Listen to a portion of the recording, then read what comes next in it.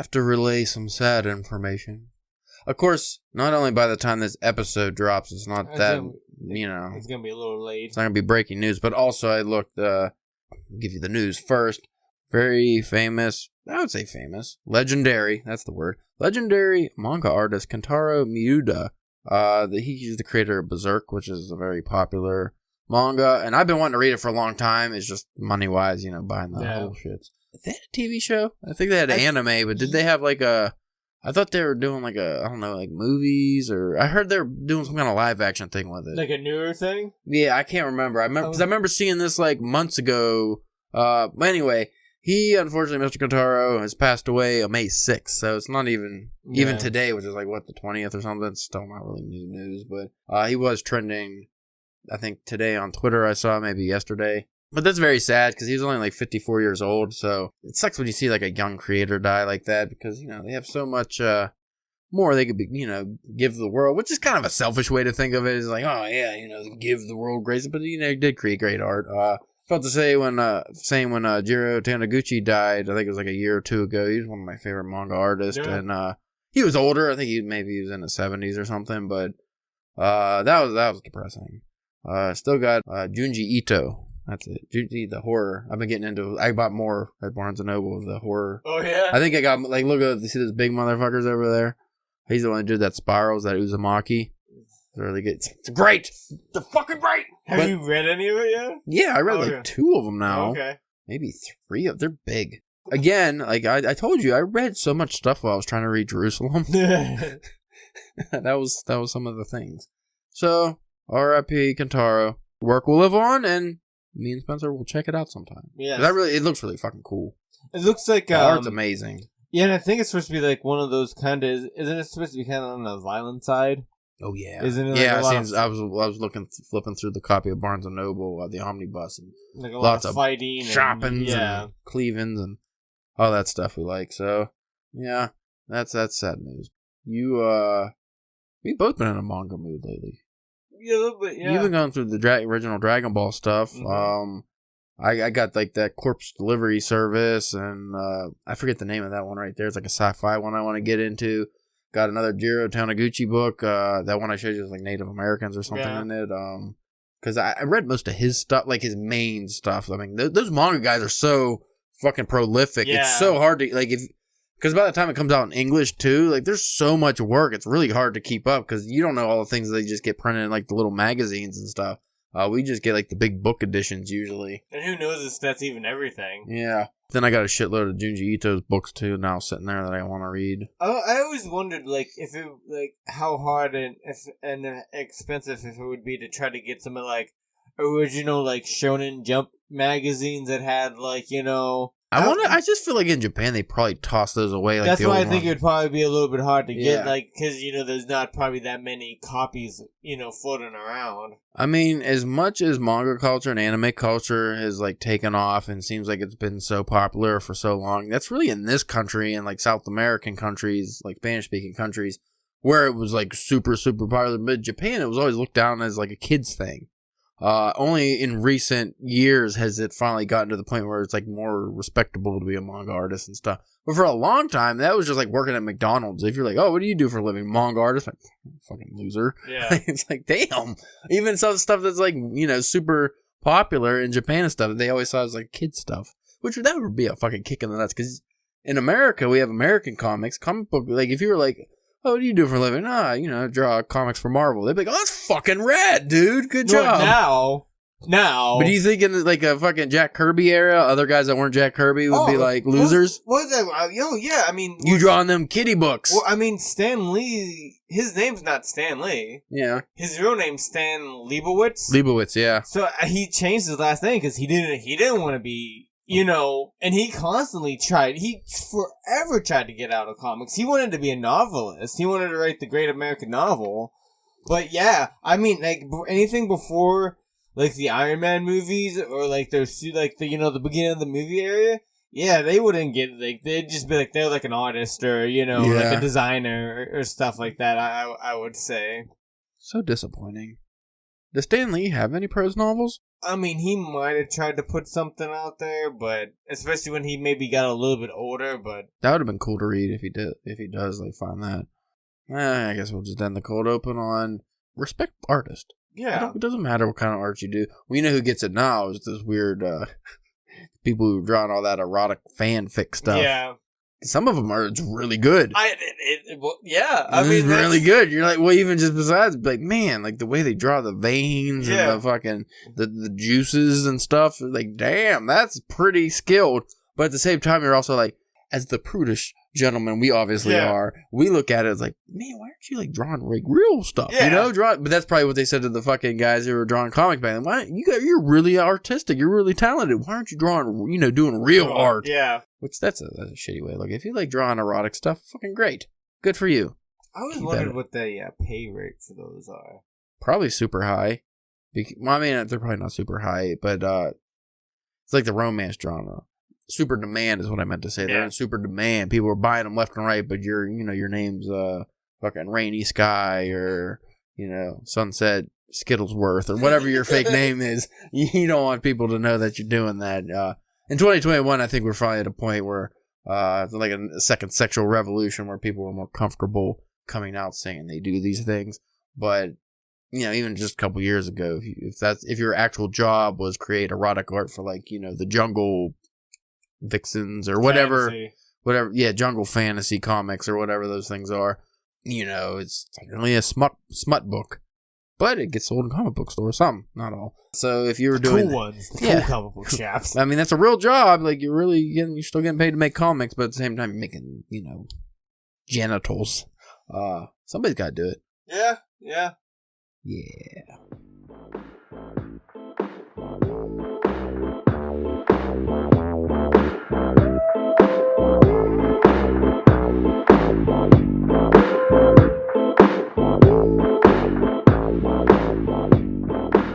This is the Drunken Pen Writing Podcast. I'm your host, Caleb James. With me today, Spencer, the Chad Chode Church. Oh, it even went with your name. Yeah. Bro, it went with your last name. You're the Chad. I landed on Chad. Yeah. And I don't know what they call people from Chad. Chaddins? Chaddish? Chadian? Are you the Chatters? Chadian Chode? Chattertoad? Chode? Chode's a good one, though. That's the only insult I can think. Well, I guess it didn't have to be Chode, but I don't want to be like Mindy and say something super offensive. Yeah. We just recorded 2 episodes in a row, and we're on a third one. Yippity-kippity. The cocaine's a-flowing. I mean, the surge is flowing. Oh, no. Oh, no, I made contact with it. Oh, yeah, I was supposed to come up with a promo. Fuck. Well, what was the episode after the last episode we just did that we were supposed to, the IRC? Or this one? I guess it could be this one. Yeah. Then I'll post Tuesday. So I gotta come up with something, brother. All right, I got one. Uh-oh. Well, your candy ass was sitting here writing, because that's what you apparently do. I was doing real work. I was editing podcasts. I was going over outlines. I was pretending that I was I don't know, don't worry about that. I pretend to do things in my spare time with the tutu, and I get crazy, brother. But anyway, I was thinking about doing some writing, and you know what I did? Editing. I'm an editor. I do editing. I edit things and I make them work. You know what I did the other day? Nothing, because I was busy editing. Editing a Murakami Minute for your candy ass to make you sound good. And you know what? Your promo got music. Who put the music in, Spencer?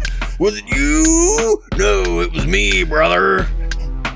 That's my favorite part about Macho Man. Is he was like, is it you, Hulk Hogan? Like, he would always like, he was like a motorcycle revving up at the end.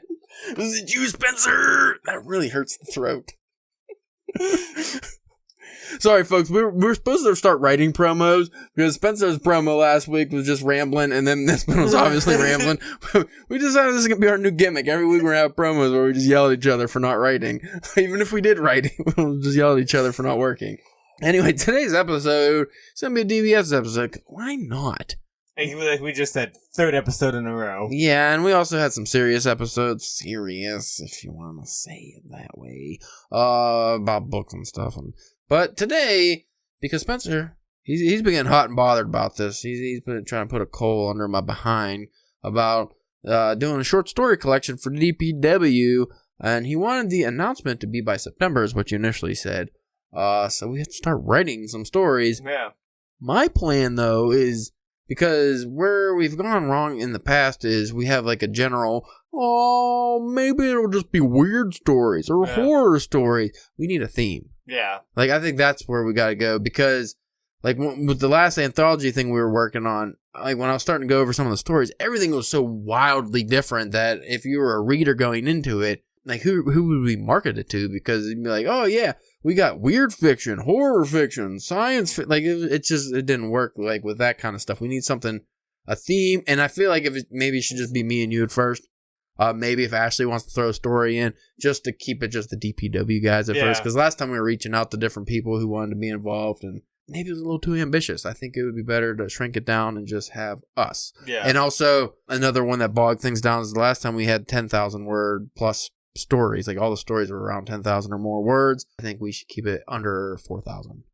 What do you think? Maybe have a couple flash fictions thrown in, and at max 5,000 words. Wow, we were trying to be like, okay, we want this certain amount of page count and stuff, but most of the short story collections, like the indie authors and stuff I was looking through, the short stories are usually only like 10 pages at most. Yeah. And I think that while it might be difficult for us to be able to tell like a full story in that kind of time frame, I think that would, one, it'd be more of a challenge to our writing, but two, probably just be a better idea to keep things shorter, and then we could just have more fun with the idea versus getting too serious about the writing, which is kind of what we do when we have these like, the cutoff's 15,000 words. Oh, well, I could describe this lady's brassiere for a couple paragraphs. Like, I could get, you get too fucking wordy.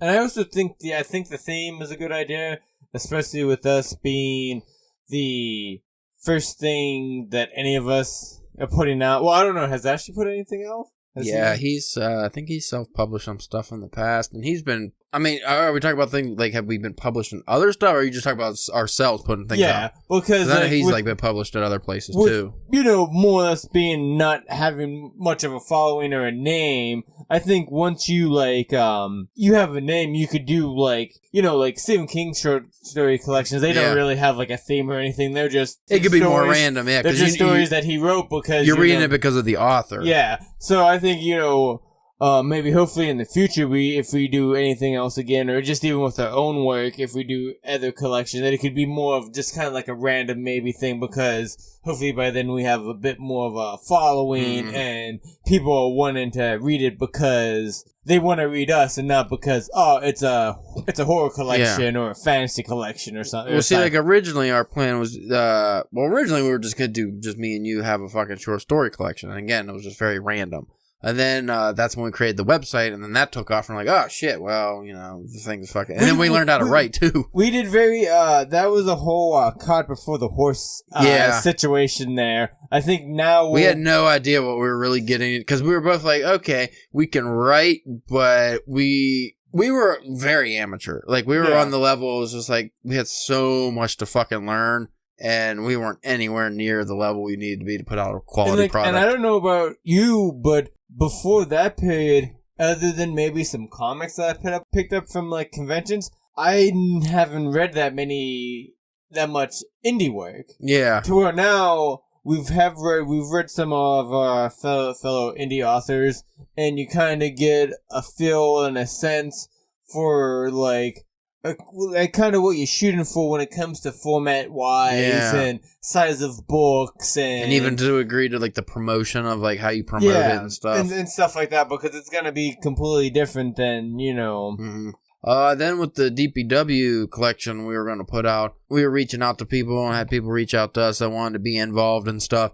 And the problem with that was just one, it was just horror. And then it turned out into weird horror, and then we were trying to fit the stories into the collection versus trying to have the stories all be a theme or something that would be in the collection. And then we were just hoping, like, if we did that, it would just be the DPW name that sells. Yeah. And while that would have been all right, I feel like that would have been very limited because it would have just been our audience for that. Yeah. So hopefully, I mean, we could do this, the short story collection. Now it would be a DPW imprint, obviously. Yeah. But we would be able to market it a little bit differently and stuff. The main questions we need to ask here. We're talking about, okay, a theme, come up with a theme. Now, we also have to come up with, are we doing a genre? And if we want to dive deeper, are we doing like how, first person singular by Murakami is obviously everything is, first person narration? Or would we even go that deep? I don't think we need to go. Yeah, I don't think we have I would like to have a mix. Yeah. First person, third person, past, present, whatever we feel like writing. It depends what the theme is. I think it's a little wishy-washy if we mix genres too much. So if you were writing a sci-fi story and then I wrote a fucking horror story and then you wrote a fantasy story and I wrote an erotica story, I don't think that's a good idea. So while we don't have to have a specific genre we're in, we need the theme and the genre to blend a little bit so we have more of a direction. And I think picking a genre, I think would probably be best. Because I think then, too, when it comes to the marketing, you can be, this is a horror collection, this is a sci-fi collection, whatever. Well, here's another problem with the, which was what I was coming into a little bit with when we were doing the last thing, because we wanted to be horror/weird horror. I'm not always in the mood to write that. Yeah. So while I was in the mood for one story to write that, by the time I was done with that, I was I didn't want to necessarily do that. So if we go strict genre, I don't know if I'll be able to stay on track with that for all the stories. I mean, while the stories will be shorter, it'd be easier. It's still going to be a little difficult if we're not, either of us, aren't in the mood for that particular genre at the time. Versus if it was more of an open-ended, not like literary fiction, but like how literary fiction short story collections are all real-world stories, technically. So we could blend a little bit, but I would want my stories to be more fun, so I would like a genre. So if we could do like an open-ended genre, so say if we were doing horror stories, why would we pick horror stories? Because we wanted to release it in Halloween. So if we were doing horror... Yeah, because Halloween seems to be good for us. Yeah, but if we were doing horror, if it was open-ended horror, it could be sci-fi horror, fantasy horror. It's not too strict, but when I was talking about like the themes and stuff, like what I liked about like that Neon Druids anthology I picked up, that indie book we were reading. Well, you didn't read that one yet. No. What I liked about that is the theme is Celtic mythology, but all the stories in there, some are fantasy, some are horror, some are real world with real like magical realism. But the only tying thing for those is the Celtic mythology thing. So that opens it up, though, because you could have a monster, you could have fairies, or you can just have the idea of something, but you're not pigeonholed into a specific genre with that. I think that would be a good way for us to go with a short story collection is, if we have that kind of theme, we can gear it towards, so maybe if it's, say we're writing horror themed stories kind of for it, it'd be like, hey, I have this idea for a story. It's not necessarily horror. You'd be like, okay, that's fine as long as it still has that, towards that theme. So, I mean, what would the theme be? I think that'd be the place to start as the theme rather than the specific genre. I mean, do you like when you say theme, do you want me do you want to try to do stories about like regret or anger or like that kind of stuff? And have the horror or sci-fi or whatever go around that, I mean, we could go that direction. Like the one anthology I was supposed to be in that they ended up bailing on, which I was pissed because I wrote my whole story and I ended up thinking it was really good. Their theme, they were doing elemental themes throughout all their short stories or the stories, and the one that I was in was supposed to be fire. So the whole book, everything, it just had to deal with. That was the only tying thing was had to have fire somewhere in there. I would rather do something like that versus feeling, because then I feel like we're kind of getting to the literary fiction a little more. Like if every story has to deal with anger, then I think we'd be marketing towards that crowd, because like how do anything technically could be a story about anger, but I don't know. I think that would be kind of difficult to come up with a bunch of stories just with that. I mean, we could go something with, because we're drunken pen writing, drunken nights or something could be the tying theme. And then, like, not every story has to involve an alcoholic or somebody drinking or something, but they could be, like, say you wanted to, write a story about... It takes place in a bar. Yeah. Even though that the guy's not drinking, but it takes place in a bar. That'd be the only thing. Is so or like a high school reunion or something. Yeah, so the setting could, the story doesn't have anything to do with booze at all or anything. It's just maybe the setting takes place where booze is there. Like, that would be a good one because it's very open-ended. So you could have a fucking car chase story and the guy was just leaving the bar. Yeah. And that's the only part about that. You didn't have to talk about drinking or anything. But that would fit. He's drunk while he's, like, speeding away from the cops or something. Longest shot style. Yeah, or if I wanted to fucking... write an alien story or something. It's the guy was fucking out drinking moonshine in the field and then he sees a UFO, just something like that. I think that would be a fun one because we'd come up with a lot of ideas with just, involving that. And then that would keep some semblance of, some glue to the stories, keep them a little bit tied together.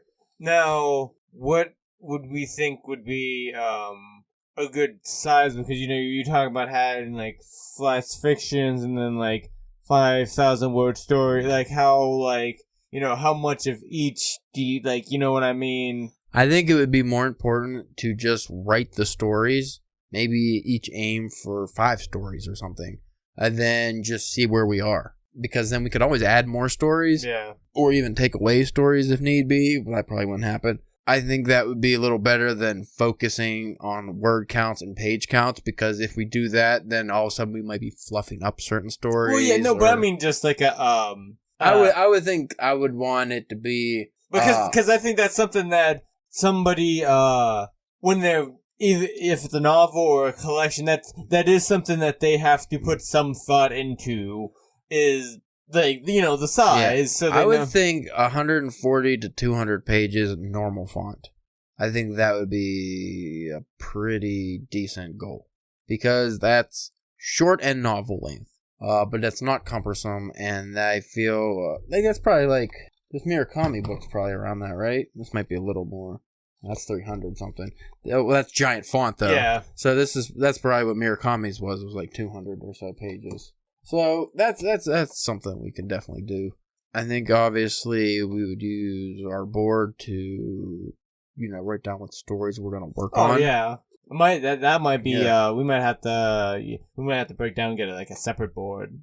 Yeah, we could do that. That's a good idea. Like just an all white board, not like a calendar board. And if we do the Drunken Nights theme, if I don't sell the story I'm working on now because it's in a pub, I could fucking use it for the book. Take place in a pub. Yeah. Well, how long is that story? It's gonna be less than 4,000 words, probably, maybe 5,000. I couldn't remember what the thing that you were originally planning to submit it to. I couldn't remember. That was a 6,000 word limit. So in most magazines, that's around the limit. So I would still gonna keep, because I'm gonna shop it around when I'm done with it. I really wish I could have finished, like, again, just everything going on, I wasn't able to finish it. I only had 9 days. You were about to get married. Yeah, that was, I wish I would have found that thing, like, when I had COVID or something. Maybe, even though I was sick, I would have got some spark to write, because I really like where that story's going. Well, you could have got the outlining and stuff done, maybe. Yeah, I didn't outline that story, really. We just kind of brainstormed it. But I don't really outline short stories. I mean, maybe I should, but... Well, I mean, just because of the state you were in. Oh, like, that would have made sense. Like, you may have not been able to get yourself to write, but maybe you could get, like, a notebook and be like, I want a weird creature from an asteroid that's going to slowly take people. Like, you know what I mean? Another good idea for this is not necessarily... I would say deadlines for each story. So when we come up with what stories we want to write for the... whenever, it'd be like, hey... When do you realistically think you can get this done by? Yeah. And then, what do we got to do to make that happen and have an actual time frame for that? On that A Beautiful Anarchy podcast, I just started listening to that today. I just happened to find it. One of the early episodes was about time. And the way he describes, like, your time is like, both of us do it completely wrong. Which most people do. But he was talking about, like, the metaphor he used was if you have a bucket and you have, like, sand, gravel, and then big rocks. And the big rocks are the things you want to do, like the creative things, like, say, writing. Then the sand's like all the fucking, whatever dumb shit you're doing. I don't think he went into that too much. Like chores. Yeah. But, like fucking around on social media and things like that. So if you fill up the bucket with the sand first and stuff, meaning you spend the first part, like when I get home, I do this all the time. Like I sit down and I fuck around on my phone for a while. Then in the evening, I'm like, okay, time to write. Well, what that does is you're filling up the bucket with the sand, and then you don't have room for all the rocks. Yeah. Versus if you put all the rocks in first and then you dump the sand on. It goes in and between. even if you don't get all the sand, that just means that, you know, what are you cutting out? The bullshit stuff instead of cutting out the creative energy and the writing time. Like for us, it'd be writing. Which I do that all the time. I get home, I fuck around on my phone, and then I always put the writing last, and then I don't get writing done. Even today, I was like, I got done with work, I got home, I got cleaned up, I got something to eat, and, you know, I still had a couple hours before I had to come up here, because, you know, I get done a couple hours earlier than you do. At work, I was like, I can try and at least get a couple hundred words done before going to Caleb's, before we were recording. But then when How many reels did you watch? It's more like, I wasn't so much there, but I kind of was just like, work did me in, you know, that normal excuse, and I was just kind of laying there. I did like a little bit of reading, so I felt like, you know, a little bit good. Like, at least I was like doing some reading. Yeah. Like, you know, that's how I tried to make myself feel better. But like, yeah, I had a couple hours before I even came up here, because I can tell you, whenever I go home after this, I'm not gonna get any writing done. Like, see, I should have done it before I came here, and then when I got home, that's the change we both need to make, because like when we do the podcast, I always go, okay, well, after Spencer leaves, I'll go write for a little bit. Sometimes I do, but very rarely do I get in the good flow and actually get a lot of words. Yeah, like, usually I just end up fucking petering off, and then that's how it goes. And usually because I'm also very tired by then. So the prioritize our time is very important for this anthology or short story collection, whatever it's going to be. We need to, you know, that's just personal changes we need to make, is stop fucking cutting out these little slivers of time for the writing and actually do the bulk. Yeah. Make that the bulk time you use instead. You know, it's very tempting always to come home after a hard day of work and wanting to just relax for a little bit and stuff.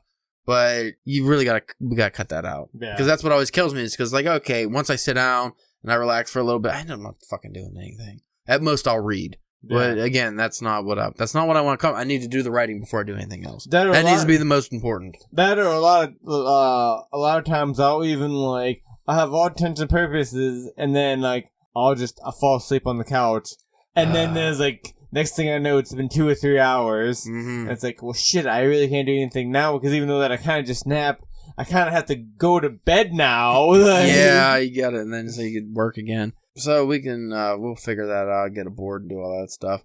I don't know, I like that idea, the Drunken Knights theme. What do you think? It doesn't have to be Knights, but, you know, just be the title or whatever. You know, DPW presents Drunken Knights, and then we could have all kinds of tales of debauchery. We could have real life tales. No, Drunken Knights like nighttime, or Drunken Knights like questing that I hate? I think you know the answer to that. Yeah, but alright, Spencer, you have fun writing your 5 stories. You fucking work for months and months, get them all turned. I'm like, what the fuck is this garbage, Spencer? This is supposed to be about fantasy. Yeah. These are all, look at my stories. This is all King Arthur themed. Like, what? Drunken Knights. You know, knights that had too much meat and they go on drunken quest. How did you mess that up? Didn't you see the K on the board? I thought you just misspelled it because you're dumb. Alright, so we got that set in stone. Let's get it done. Do you have any ideas? No, you know what? We're not going to brainstorm story, because we'll be here all day for that. Yeah, it's already getting a little late. Yeah, and I still got to write my novel. That's another thing. Because you were doing some longer work, and I'm going to be doing longer work. So these stories, we'll really have to, like, you know, come up with time frames for certain things, because, you know, if I'm working on a novel, I can't just be doing a short story the whole time. So I'll have to really be like, you know, this weekend, Saturday and Sunday, the only thing I'm doing is writing this one story. Yeah. And then I finish it, and then go, you know, take a week maybe, and then before I do the next one. I think that would be the way to go. So mostly it's just getting our shit together. We need to both do that and get serious about it. Because I think our writing's both good enough now where we can actually put out something really decent. I like to think so anyway. If you folks have any ideas for a theme for a short story collection that you'd like to hear that's not Drunken Knights, feel free to shoot it our way. You can go to drunkenpenwriting.com. We have a contact page. Also a donate page. We also have Twitter, which is Drunk Pen Writing, and Facebook, Instagram, Drunken Pen Writing. So check those out. Check us out. We'll check you out through your webcam, because we're hackers. Are you a hacker, Spencer? No. You know how to spell hacker? No. Okay. It always comes out hooker. Always. The autocorrect. That's what it is. The Zuckerberg knows, too. He knows what you like to look up. That's why you get all the suggestions on Facebook. I've been getting a lot of fucking fancy writing implement suggestions from Etsy on Facebook. And I don't even go to Etsy, so I don't know why, but I want to now. It's very hard not to click on those. They're very tempting. It's like, do I need a $400 wooden briefcase that opens up and has all your writing stuff? No. Yes. Yes. Yes. Yes, no. Yes. Yes. Yes. I heard somebody open the door. How's that possible? Either we're getting robbed. I can't see because there's a curtain behind you. It's freaking me out. I heard the door open, though. Is Minnie home? She shouldn't be home yet. I don't want to move the curtain. Yeah, it's probably a guy with the fucking hatchet. Do I got weapons over here? I got a tripod. Well, folks, if this is... well, it won't air because who's going to edit it? Brother, I'll tell you who's going to edit it. The ghost of me, because I'll still do work. Well, your candy ass will be 6 feet under. Roasting in hell. Roasting, twisting, and burning. I'm going to have to come up with a high-pitched gimmick because that hurts my throat. I'll tell you something, boy. I'll be like Paul Bear. I'll tell you something, Spencer. You can't hold a candle to me. You dirty, no-good motherfucker. You ever see those? They're so hilarious. I tell you, Undertaker. Go watch some Paul Bear fucking clips on YouTube. You'll get the reference, folks. They're good. This is millennials. They don't know things. I wanted to edit on this, actually. Did you know there's now 2 kinds of millennials? Whatever we are, millennial, and geriatric millennials, which are the older millennials that everybody makes fun of. So just check it online, folks. Are you a geriatric? Are you geriatric?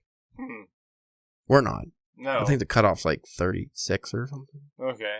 But still, or 39 maybe. I think my brother's a geriatric. I was thinking the same thing about mine, too. What an awful name for a group of people. I thought boomers was bad, but geriatric.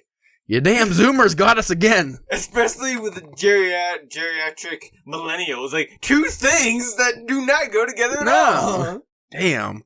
That's rough. So anyway, folks, thanks for listening. Goodbye.